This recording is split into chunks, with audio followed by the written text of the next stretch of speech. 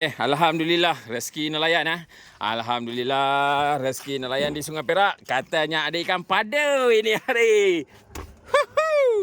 Mantap, mantap. Ya Allah koma. Tak tahulah nak cakap lah koma. Tak tahu nak cakap. Jomlah kita timbang ya.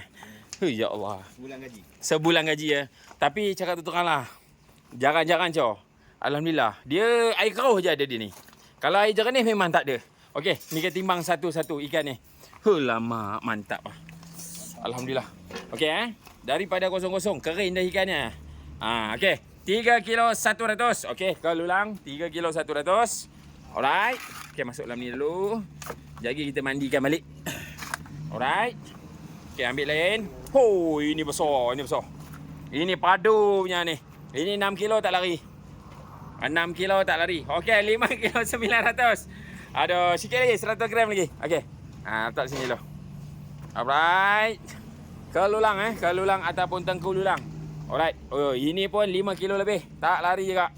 Okey, 5 kilo 550. Mantap, mantap. Alhamdulillah, alhamdulillah.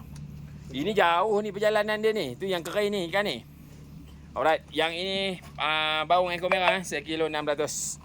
Alhamdulillah. Koma. Mantap, mantap koma. Mantap, mantap. Alhamdulillah rezeki nelayan di Sungai Perak jarang tak padu. Mantap bos.